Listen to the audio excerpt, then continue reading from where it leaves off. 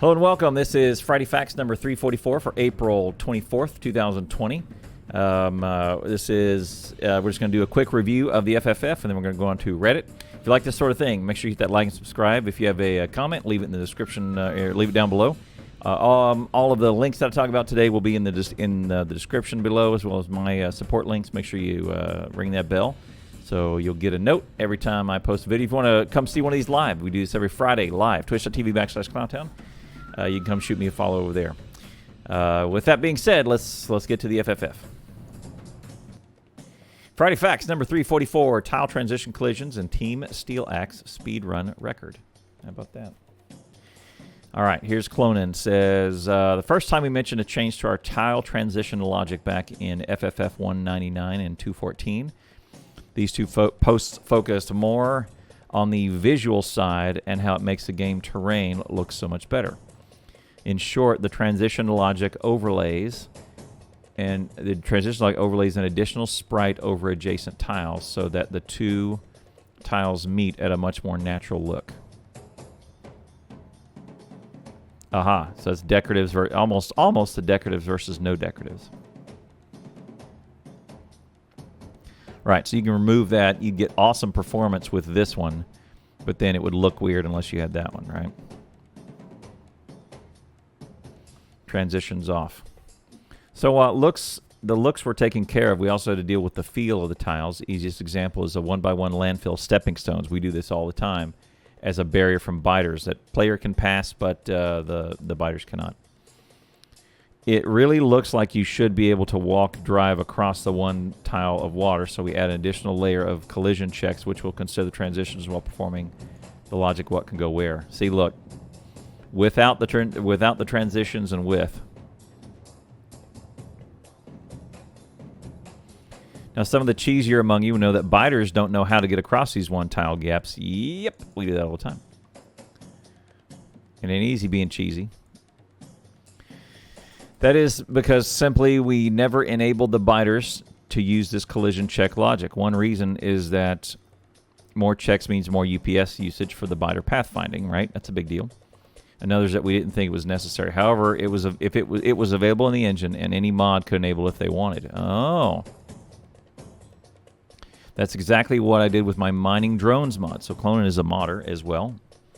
Initially, it seemed to work, and I thought this might make them walk around the lakes a bit more naturally, like the player character does. However, I quickly noticed that people were reporting into the forum that the game was crashing with the mod installed. Quickly reverted the change to my mod, started looking into it.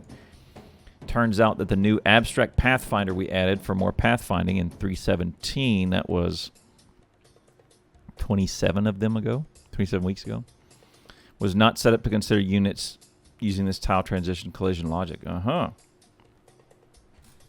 Same crash was happening sometime without any mods installed, but the case was more difficult to reproduce, so this was a nice solution where mods help us work on the issue on the base game. Oh, interesting. Okay. Recently, I've been working on another unit-heavy mod, Transport Drones. Oh, it uses biter pathing, I guess. Principle behind the mod heavily relies on the tile collision logic. The units don't even collide with entities. Turned out to be a really nice test of a new Pathfinder. Also highlighted some of the issues not considering the tile transitions can bring. Interesting. Oh. By considering the tile transitions, the drone takes an awkward path along the diagonal road. This week, Ox did his work upgraded the Pathfinder so we can enable tile transition collision logic with units. Oh, okay. And here's the change immediately noticeable. Looks a little better. Looks like it goes faster, too. See, that one starts sooner, but finishes later. There you go. All right. With the new logic now in place, we're debating on whether to enable it for biters or not. Probably won't. It's a minor change and only would have a non-zero performance impact. And would have a non-zero. Rough test puts the worst case about 5%. Yeah, I'm out on that change as well. But then again, it's a fun way to surprise those who thought the one tile of water would stop the biters attacking. It kind of makes sense. They can walk over just one, do walk over just like the player can. We'll get yeah. We'll see if there are any issues in the modded cases before consideration. 5%, I'm out, man. That's a big deal. As a bonus fact, this Factorio, I spent all of my time benchmarking some late-game transport drones, drone-based factories, or screenshot, and found a new nice performance gain. Well, I mean, that's what you want your marketing guy doing. It's perfect for you want him doing mods, right? Good deal.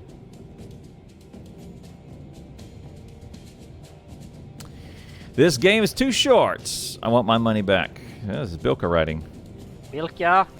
This Wednesday, Team SteelX set a new 80% speedrun record at 1 hour 15 minutes. That's insane. The fastest anyone has ever launched a rocket in a non-modded Factorio game. That goes back years. Empire SteelX, and want to take this opportunity on how we managed to beat the game so quickly. In general, it's all about planning and preparation. Yep, it is. Just planning. It's execution, but it's planning and preparation, right? So we estimate that we have put in a combined 200 hours into planning for this speedrun. You want to break a record? That's about right. Take the 80% speedrunning category, allows to change map generation settings, including disabling enemies. The multiplayer subcategories allow for up to 8 players. Planning begins with picking a map seed. Right.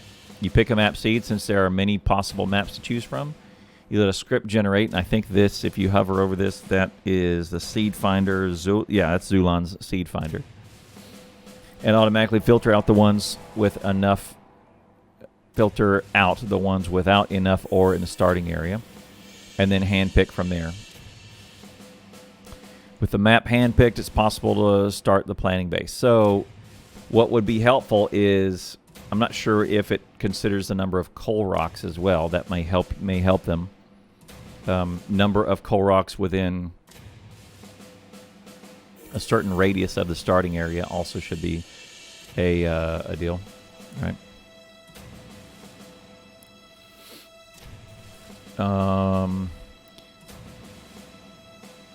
Once the map is picked, start playing the base. This begins setting a target time to finish and calculating the amount of science and number of assemblers required from there. Yep, you back calculate. Came together and arranged the base on a chosen map. Will serve as a reference for the factory and built in the actual run. Yep, so you build a base in either in creative mode or something, or just build it. And then screenshots. So it should be noted that the category rules do not allow planning blueprint imports, so instead have to planning save file, open another window, or use screenshots. Yep, so you have two copies running, so you can go look, or you have screenshots. I use screenshots. This is what it looks like, is you have your timestamps and then what each player does. What generally helps me is I always forget to go look over there because I'm too intense in looking at the screen. But just the fact of writing this down and charting it out helps me imprint in my mind, and I can recall what I'm supposed to do on this based on my input into the sheet a bunch. Another big part of the planning is to do a spreadsheet of everyone's task and when they should be done. Yep. We distribute the tasks so that 2 players could build smelting, 2 build mining, and 1 player builds a power plant, and then only 3 people build the factory itself. This strict divide means people only ever take the craft material they need. So ideally, you don't fight over resources. That's a big deal in multiplayer. Is the more players you have, the more pocket inventory you need, and the more waste is in there. Because it's like in the biter battles, when you go grab some iron, you grab just a little bit more than you need. And when resources are super tight and it's super fast, even if you're supposed to have 300 iron for the miners that you craft, something like this, and you grab, say, 10% extra, that's 30, and if 3 people do it, that's a stack of iron that someone does not have, which is 6 miners, right? 6 miners? I think. So they got to wait for that. So you got to wait some extra minutes for that iron to be regenerated. Okay. One example is this only has 2 people ever chop wood for power poles. The rest get the wood from them and do not have to waste time finding trees. Perfect, right? The task distribution also means that every player has very different perspective of the speed run, right? So Zulan doing mining, Bilta doing smelting, and Anti doing the base build. Zulan and Bilka may never see the rocket, right?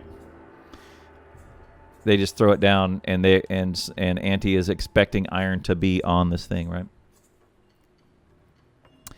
With complete plan prepared, we do runs and iterate on the planning, taking into account what worked well and what did not. Speedrun above is a result of few planning iterations combined with those improvisation to compensate for mistakes and execution. You know, we sound like it during the run, but we're all friends. When someone makes a mistake, others jump in to help out, so the linked run is a good result of teamwork. Without everybody working together like that, we would not have been able to reach our target of 1 hour and 15 minutes. Yeah, so in the future, hope to be able to launch a rocket in less than an hour. Crazy. I think it's totally possible. Watch our next attempt Sunday, 2030 CEST on Twitch. And there's a link to... Oh, it's Nephrem's. Oh, multi-Twitch TV. It's got Anti, Nephrem's, Bilka, Zulan, and Xeno. So that's only 5. Aceto doesn't stream, and etc. And not all of those. I thought it was going to be a squad stream, but it's at the time of this recording, you won't see those. Only partners can do squad streams. So you can find over 20 active speedrunners. Actually, I'm not active anymore. Resources such as save games and replays, even try speedrunning yourself. I agree. Try it. I can speedrun. I'm an average speedrunner. I'm a veteran player and an average speedrunner, and I was world record holder for for about 9 minutes. But I did it, and you can do it too. So yeah, go out there to speedrun.com/Factorio. There's a bunch of different types of runs you can do. You can do runs with default settings, which you do not get to change the map settings. You can re-roll a map, but you can't change the settings off of normal. That means you have to fight biters, etc. There's a couple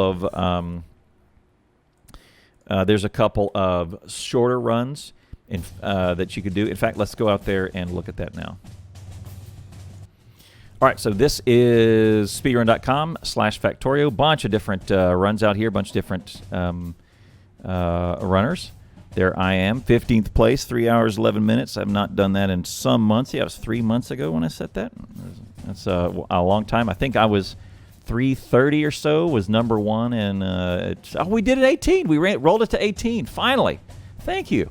Okay, we finally did it. But there's back the versions of Factorio. We finally did version 18. I was for that. I don't know why we didn't do that to start with. But there's any percent, and if you want to see the rules for any percent, you can click here and view rules. Game win, launching a rocket, only one player allowed, free choice of map, and no importing of blueprints. Real time, not in-game time. The timer starts on the first frame of the map, and the first frame of the victory screen. And there's rules on where to do it and when. So that is any map you do. There's default settings. Same thing. The default preset must be used for map generator settings. No choosing a map seed. Right. That's the difference between that and default settings. Then there's 100% run. This is for savages only.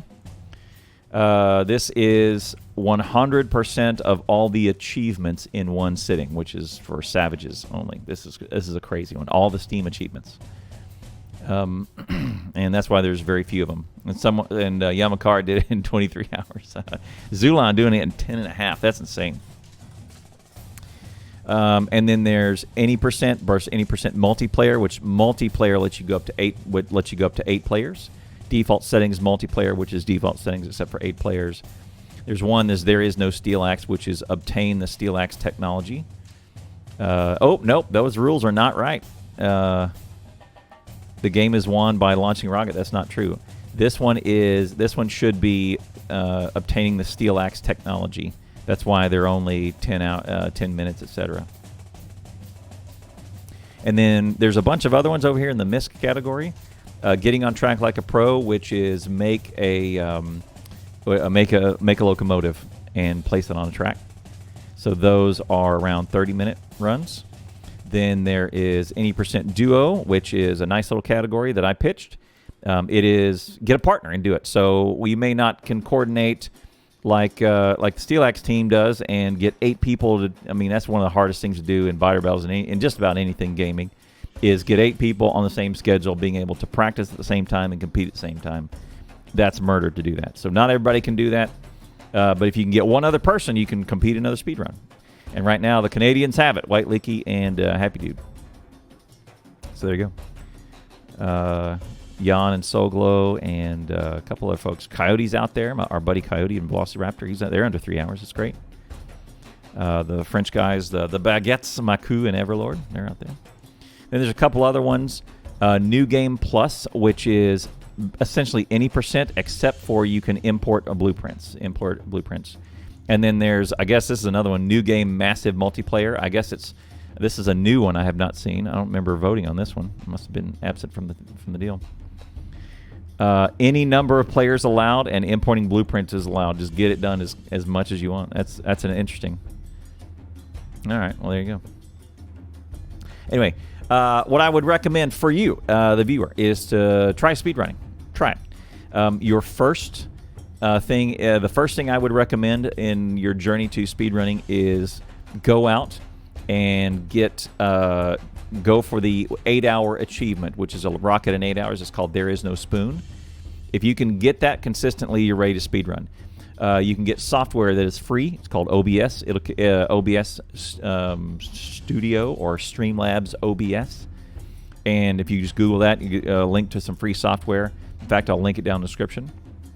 You don't have to stream. You can just use that to record your scene, put up a timer. You get a timer called Live Split. It's a really good timer that lets you do hotkeys for starting your time, and you can do splits. You don't have to do splits at all if you don't want to.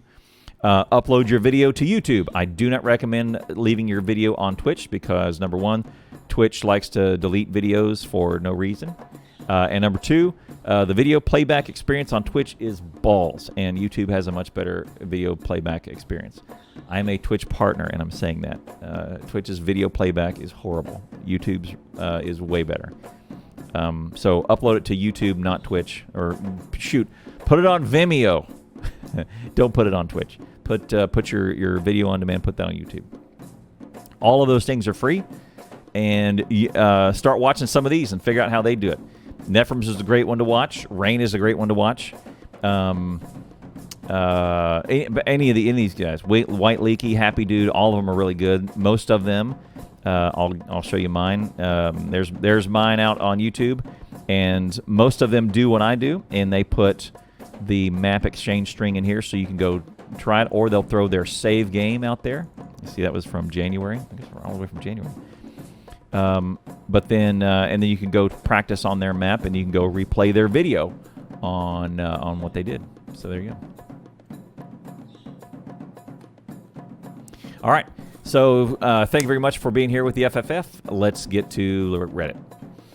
All right. This is the weekly question thread for April 24th, 2020.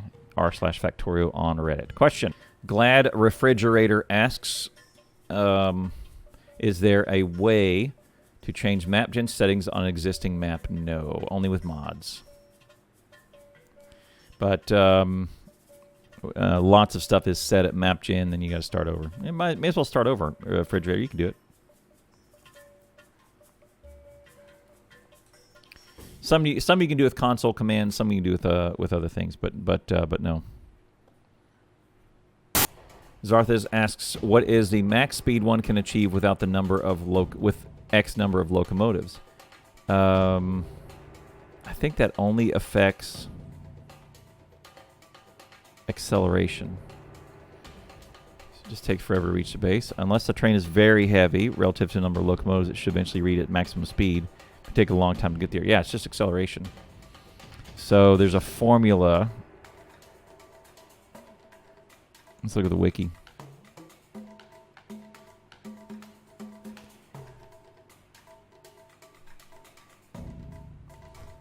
Train speed. Fuel top speed multiplier. Yeah, for the vanilla trains, it'll tell you what the max speed is once you plunk in the fuel, right? And then for then on, it's just a matter of which fuel you put in there. You can more affect acceleration than you can top speed.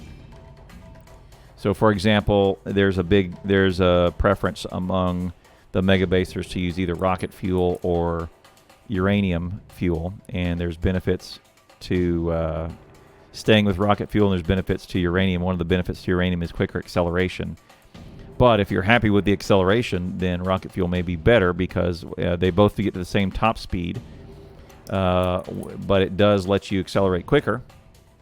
But the good part is that stack size of 1 for the uranium fuel is kind of a pain and can cause problems if it problems in the chest, and you can't deliver as much. They're very energy dense, but you can't deliver as much to the outpost.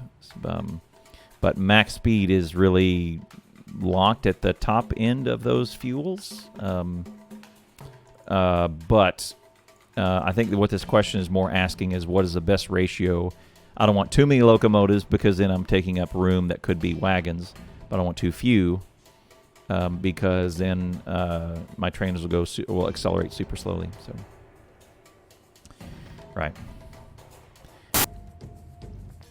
What is a Baggins 55 says, so I'm intending to take a huge green circuit, make a huge green circuit production line.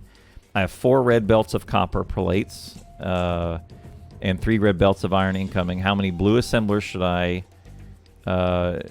this be able to support? I think 30 is correct. The calculator he's using is Kirk McDonald. That's exactly what I would do. And let's go to Kirk McDonald and we can show you how to do that. So first thing you do when you do this, settings, make sure that is set to vanilla 16.17.60. That's where the last time science and all any recipes were drastically changed. And then you can set your assembler, which he said blue, your furnace if it matters, if it enters into this, and then your preferred belt. And you go to your factory, you put in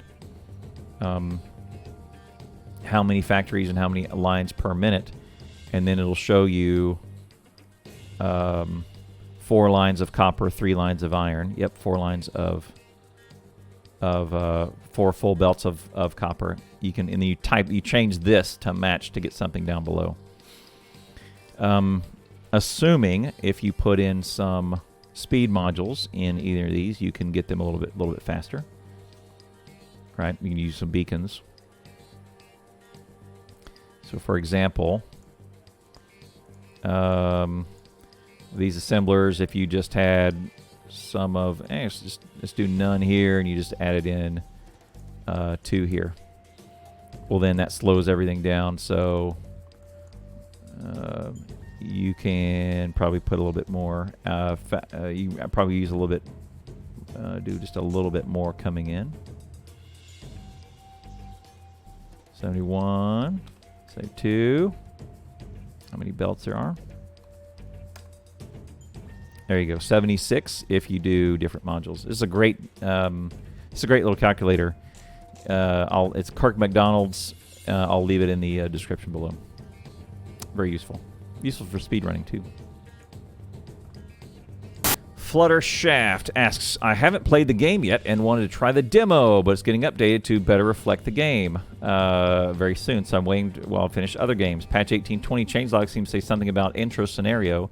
Is that what the demo? Can I download already? Yes, download the demo, Flutter Shaft, and then skip it, and then go buy the game, and then play free roam.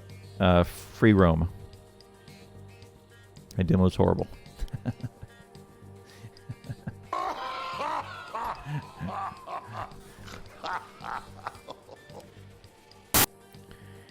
Uriuzillis says, is there a way to get Steam achievements with even distribution mods. No. Anytime you install a mod, it invalidates your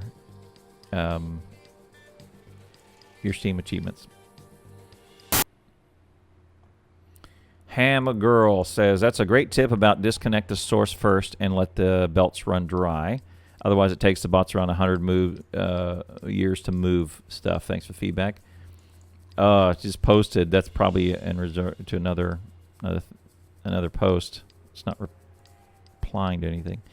But yes, that's not a question, but that's a good thing. Is if you're ever trying to rebuild something, cut the source and try and let the material run dry,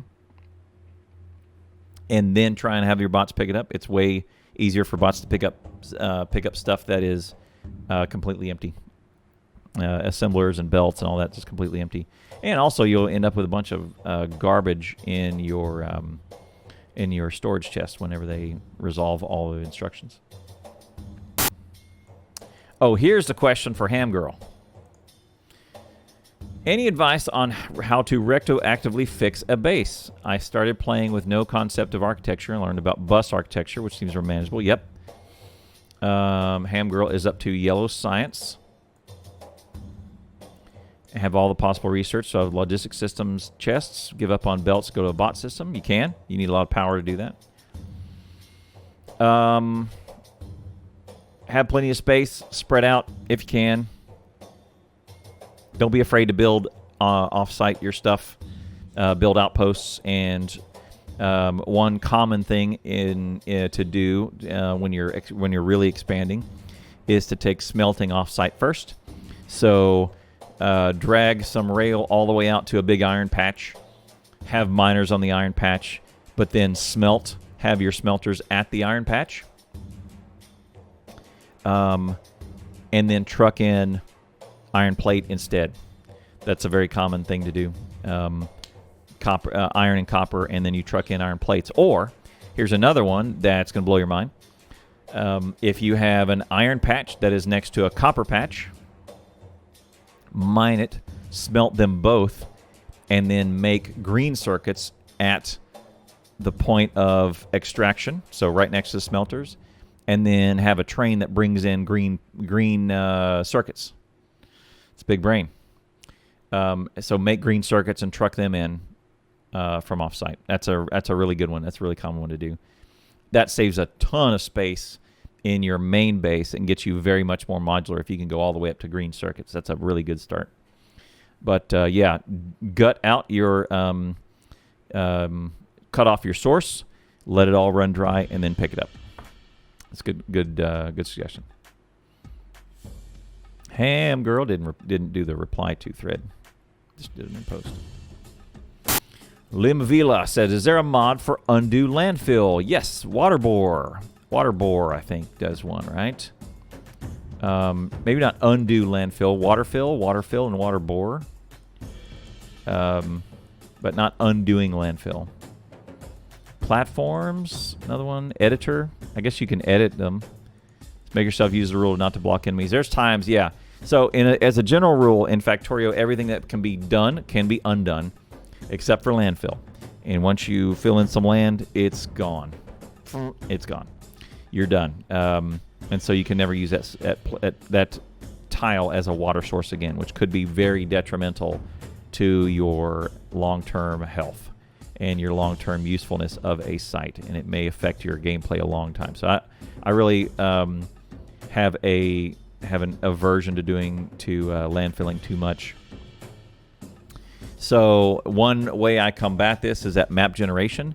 I really play with the water settings and look at what I'm doing on the water settings first before I commit. And I usually turn water way down, the coverage and the size down to where there's patches of water everywhere that I can trim down, so that if I screw up landfill, I don't. It's not a terminal decision. But otherwise, almost anything else is doable and undoable in Factorio. The original Jake says, "Hi guys, what budget CPU do you recommend?" Thinking AMD. If it just in the Factorio, yeah, go a little bigger than you think. just as a general rule about PC building for Factorio for any game, I will buy there's usually a price curve, and the price curve goes up exponentially at a certain point. I usually buy right before that goes up crazy. That's where where your best deals, best dollar per CPU, dollar per core kind of thing it hits. So don't buy way up here because you'll be losing money because that CPU will be down here in a couple months. But otherwise, buy at the corner where it kind of starts bumping up. So I think usually those are $250 to $300 CPUs before it starts getting crazy. I haven't checked in a while, but that's what my memory recalls offhand.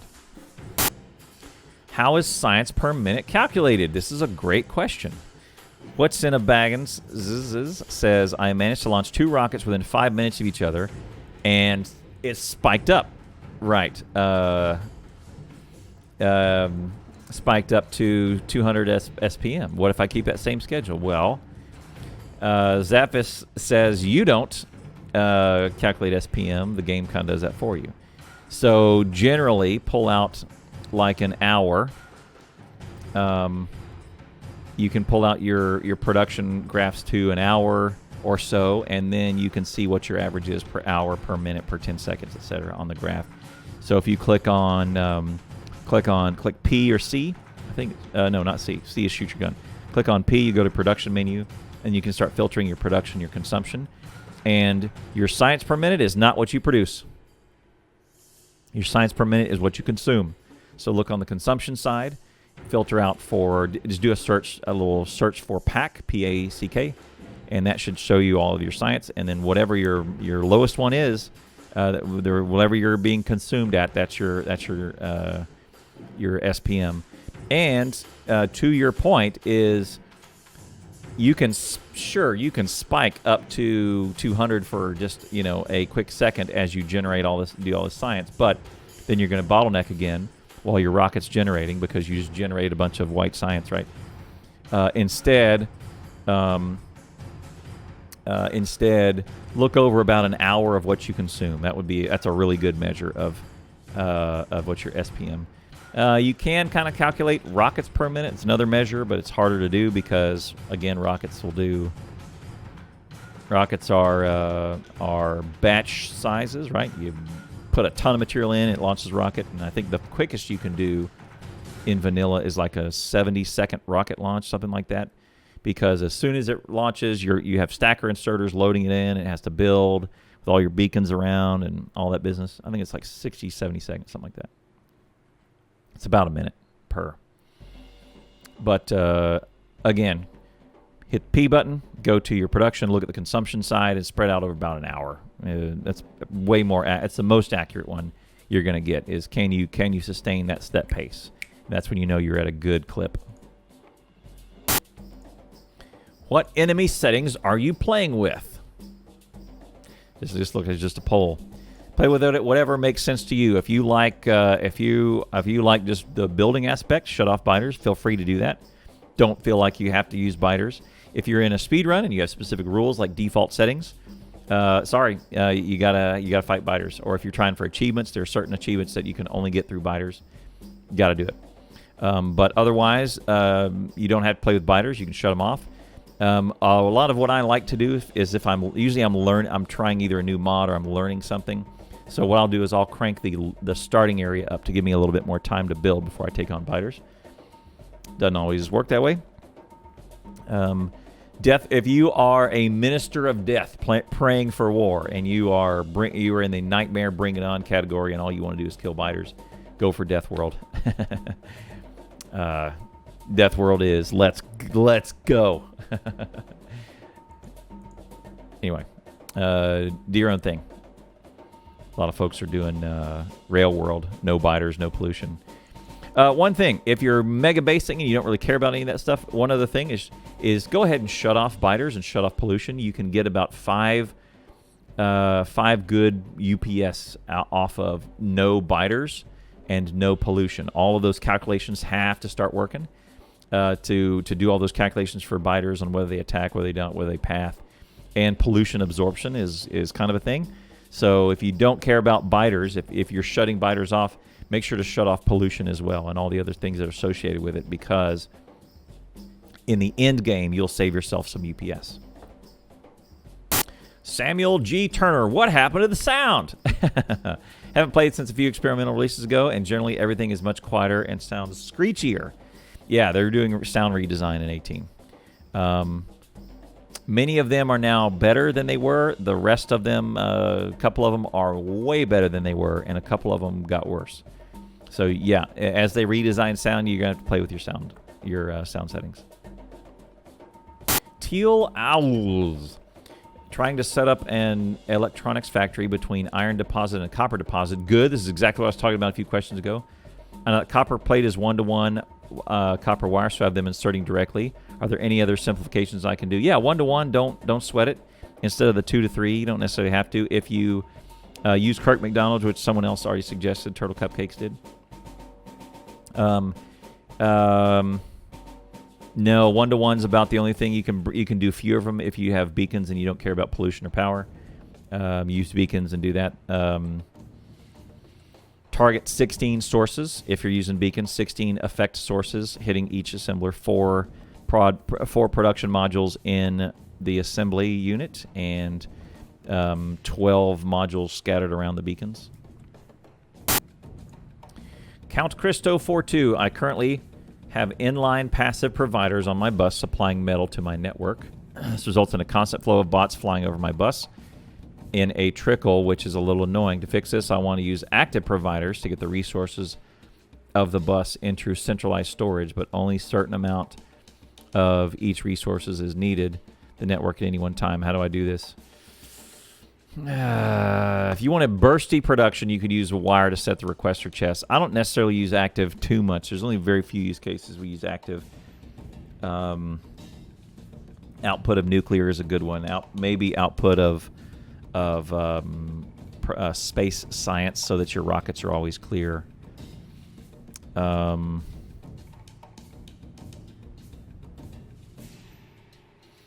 At some point, if you go on from megabase to gigabase, a bus isn't really gonna help much. You're just gonna have too many blue belts. What you'll do if you're gonna maintain the same space is you'll just output them right into chests right off the train, because at some point you'll wipe out all the starting material in your starter base. Everything will be trained in, and then you either train it onto a belt, but at some point you'll go, okay, this is redonkulous. Let's just train it and offload it straight into providers or multiple providers, and have the bots get it. And belts will be very few and far between at some point. Is kind of the end game, unless you want to save UPS and you want to go belt only. But that's what we've eventually found, is that belts limit the amount of throughput based on the belt size. Or you just say, all right, I don't care how big the base is, I'm just going to have 48 blue belts of iron, and here we go. And that gets redonkulous. So, right. That bus, yeah, the bus will start to the mega base, but eventually the mega base will be dominated by bots. James Keenan, should I just stick with speed modules and everything until my UPS starts to drop? That's a good question. It's a no-brainer to use beacons. Yes, the best things you can do for yourselves in terms of UPS is fewer assemblers is a good one, and use beacons because it's about entities taking action. Fewer assemblers means fewer inserters. Use stacker inserters because the act of having a UPS do an insert takes up UPS as it turns to place from one side to the other. Stacker inserters. Use fewer pipes, underground pipes. Don't put in train loops. Shut off biters. Shut off pollution. And use solar, because Solar acts as one entity. If you just have a ton of solar panels, it acts as one electrical entity, and all the other steam turbines and all that acts as multiple entities. This person says that they have, I'm on 8 nuclear stations and some solar, and frankly, energy is just not a concern. Pollution's irrelevant. Yep, shut them off. There's console commands. You can shut off biters and shut off pollution if you want to reclaim a little bit. But I have a feeling that this guy, that's his big deal. Nuclear is not a really good extension for a gigabase. You got to do solar. Because nuclear and all the piping and all the fluids and all that take up too much UPS. If UPS is not, if in general, if UPS is not a concern, if you're not really necessarily talking about that, then what the general rule of thumb is if you can stick a productivity module in it, do it, because it's free material. It's free real estate. And then speed modules. And then if power and pollution are not a concern, which from your estimation is efficiency modules, you can just ditch those. And use productivity where you can, speed modules. The only school of thought where that differs is you can put productivity modules in oil pumps, in pump jacks from the ground. But most everybody puts speed modules in those because it gets to a low point, and you may as well. If you can figure out a beacon strategy, you can do that and productivity modules. But almost everybody does just speed modules in oils. But otherwise, if you can put productivity in it, do it. Hi, Zarthiz says, looking for some suggestions. I currently have a permanent repository for nuclear waste next to my power plant. I'm using bots to move waste from active provider chests to repository with all the chests filling up over time. I decided to build a reprocessing plant to get back some of the U-238. What is waste? Is that the spent fuel, or is that U-238? I want to make use of bots for deliveries, no space for inserters. My problem is that when I use storage chests instead, the bots place everything inside them, both U-238 and U-235, supposed to be delivered to the power plants instead. To be fair, I use other chests. Other than active provider and requester seems to mess up my bot network. Weird.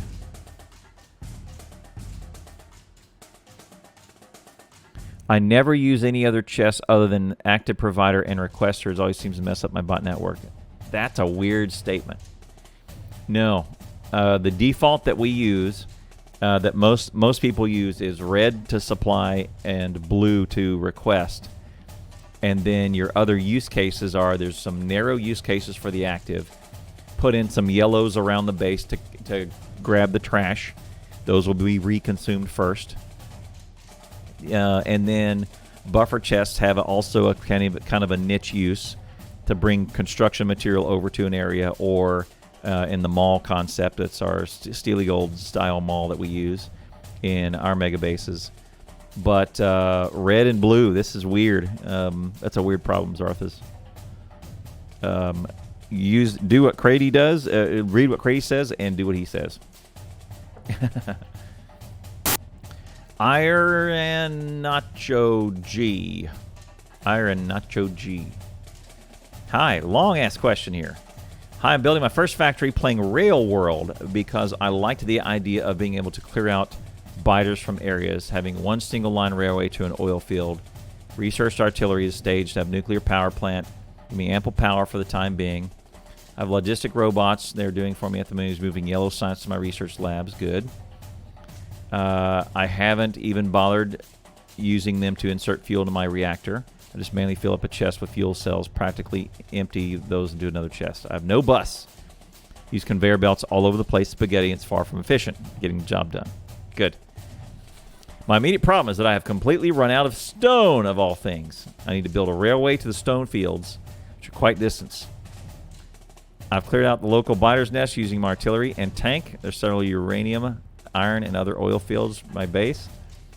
It's a big deposit, which can keep me going till the end, although I need loads of stone for space science. Something I might be wrong about that. Stone is in such short supply that purple and military science is no longer being produced. Right? Purple. The real questions: am I building a rail line that I would like to incorporate a big loop in it? Why? I guess I know why. One-sided trains. I tried for ages with the line to the oil fields. We could not get the track to merge back into each other. There's some trick I'm missing here. Oh, this is a rail question. Okay. All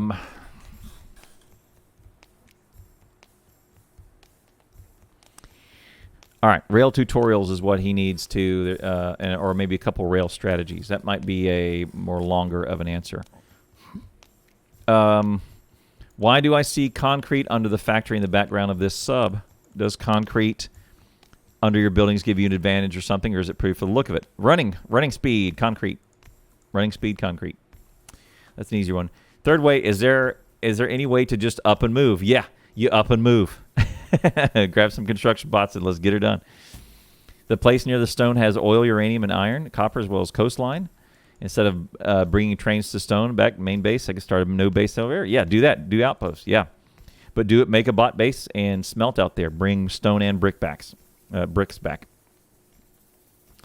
Yeah, feel free to outpost. Does pollution dissipate over time? Kind of does. It gets absorbed into everything around it. Just grow and grow. Yeah, great questions. This person, Iron Nacho G, needs to come by, and we can talk about trains, or send me a note, and we'll look at the base. Talk about train deal. Rail World is good. N/A is MVP here, answering these questions. That's good stuff. Okay. Teals. Darn, that didn't work how I hoped. I wanted to rob this train while it sits at a red light. But apparently they can't take from train if it's not a train stop. Is there a trade to do this properly? No. Okay, so does that pop in a new one? Old Reddit. Look at there. No, it has to be at a stop.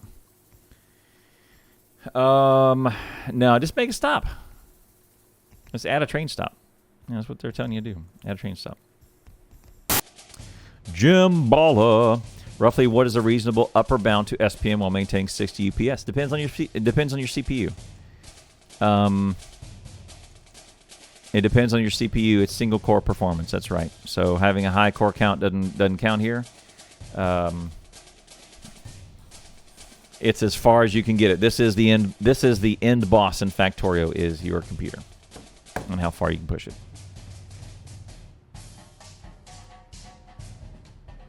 This site. What is this site? Moolark. Done some amazing testing on what's UPS efficient, what's not. Northbound trains are more efficient than southwestbound trains. What? Diagonal trains are worse than those. What? Oh, wow. Okay, I'm interested in that. As a mega baser, I'm interested now. I'll go check that out.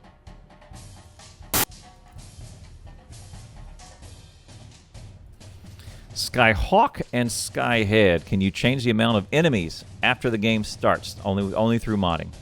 Lots of mod questions today, or lots of things as lots of questions are how do you change after the map is done? Scob17, how can I tell the bots to prioritize storage boxes before providers? They do. They do. Ignore. They already do. They always pull from yellow before red. Purple, yellow, red, green.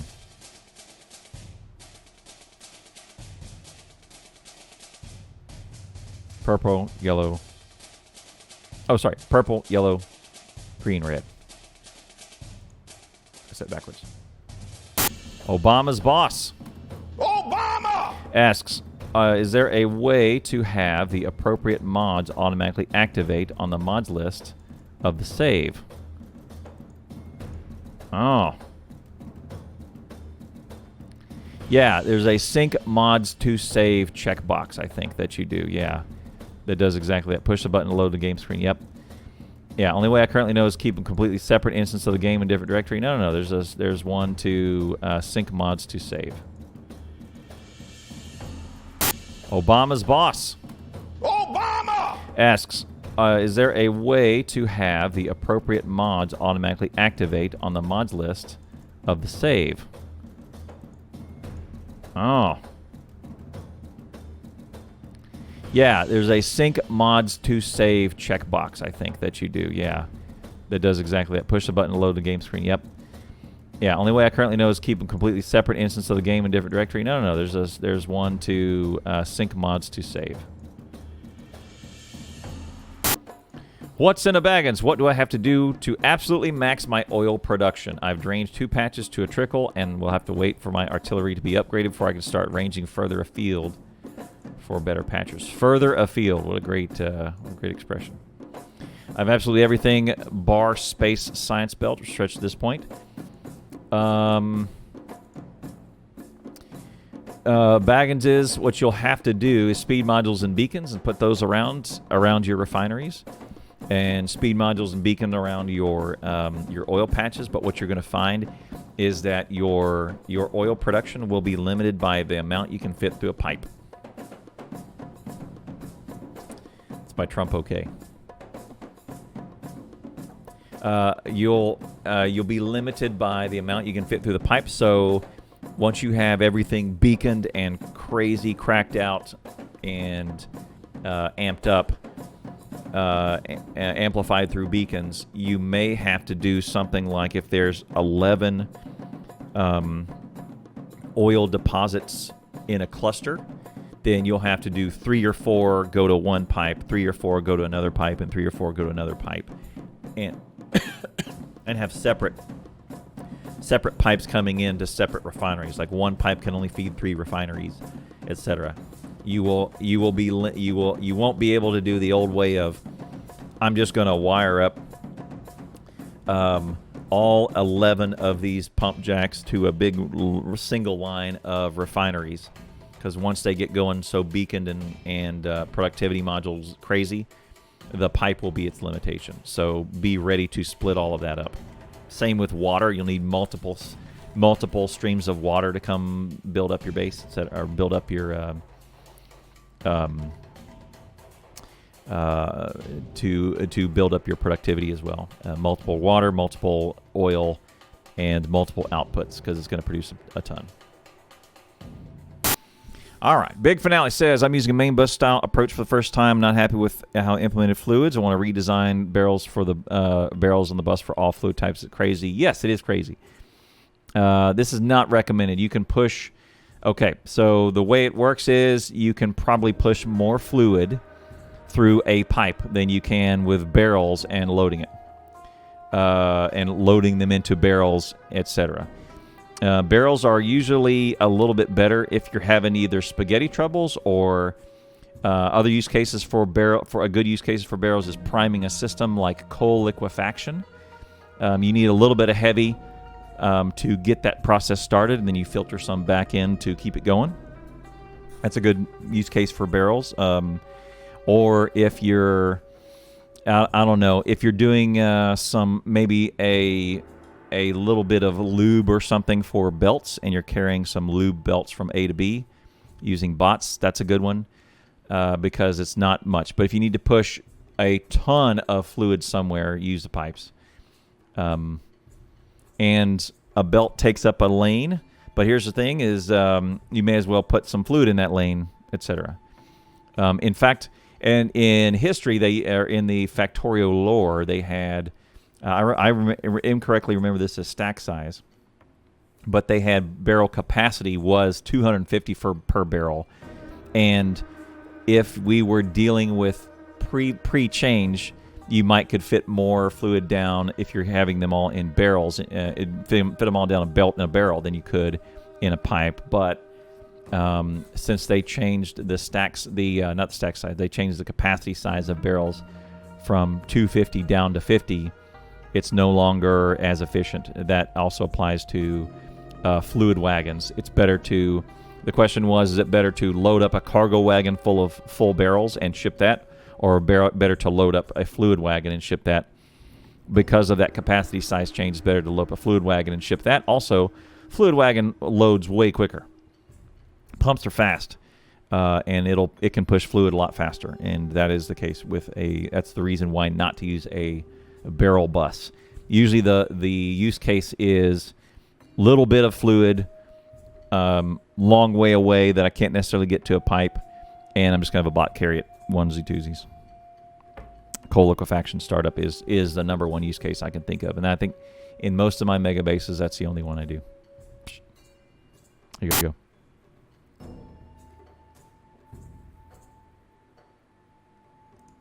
How does one set up a biter battle map?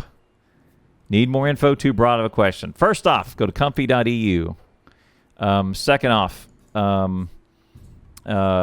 start talking in their Discord. Go to their GitHub and download that scenario. Number 3, learn how to administer a server and start messing with it. Yeah, comfy.eu.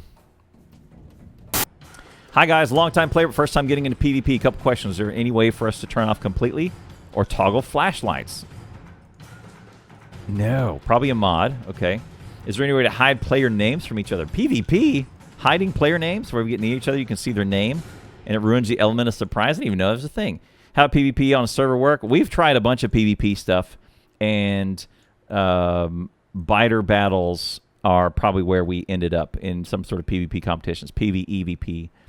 I'll put a link to the Comfy servers, !comfy in my chat, or comfy.eu.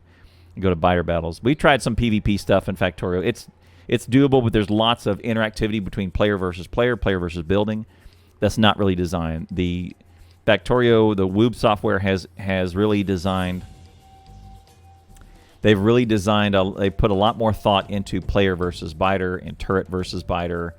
All of that interaction is way more designed than it is than a player versus player or teams or anything like that. So leverage that instead is my recommendation. PvP, you'll hit some limits on, and some weird stuff, like you'll see rockets curving once you shoot a rocket at another player, and all kinds of. There's no dodging.